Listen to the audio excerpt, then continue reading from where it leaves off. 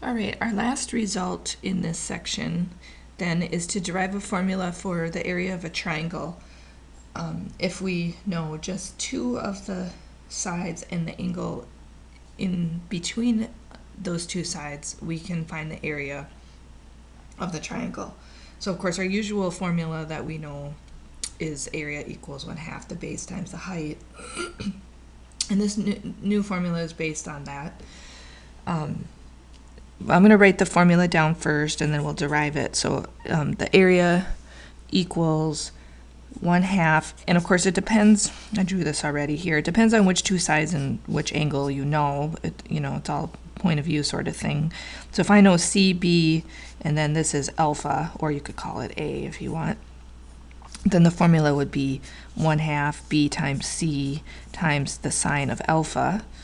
If you know A and B and then gamma, then it is 1/2 AB sine gamma. And if you know A and C and then beta, 1/2 AC sine beta. And of course you could replace those with A, C, or B, right, if you wanted to. And so you can see the 1/2 like in our usual formula, right? A equals 1/2 the base times the height. The B here, of course, is not the same as this B here. In fact, maybe I'll use cap B over here just so we don't, and cap H, confuse the two. This B is, of course, the base of our triangle. So let's derive the formula. It's a pretty easy derivation. We can, in fact, don't even need the law of sines for it. We need to consider two cases. What if the included angle is acute or obtuse? So we're going to draw two pictures here. So if it's acute, so we know this is our base here, which here I'm calling cap B, but I'm going to also just let that be side B. And then let's call this side C. So we know, you can just relabel the triangle. We're going to derive the first one. We know B and C. So one of the sides can always be called your base, right? That's what I'm doing. And then I know this side, and then I know the angle in between, so that'll be alpha.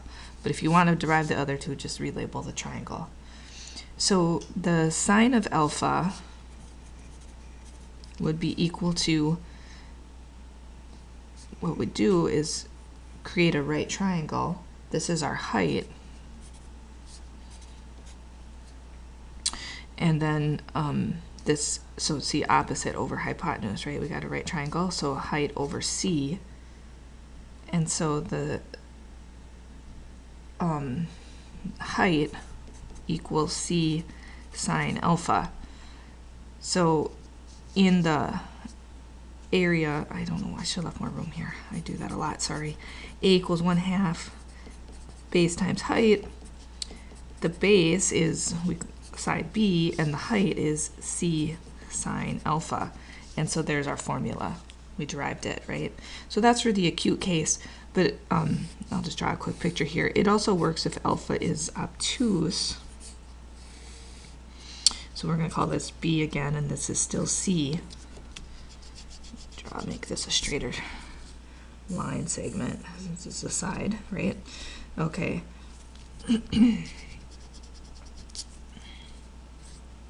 There we go. The height then is outside of the triangle. Here's the height, but we still have this right angle. And with this reference angle here, the sine of this angle, alpha r, is the same as the sine of alpha. So using this reference angle, let me move this C. I'm not doing a very good drawing here, sorry. Right? That's opposite is H, and hypotenuse is still C. So we get the same result for this alpha, H over C. And so the formula works for alpha, acute, or obtuse. So it's a really easy formula to use. We're just going to do a quick example. So I've got, notice the two sides and the included angle. doesn't matter what letters you use to call the sides and the angle.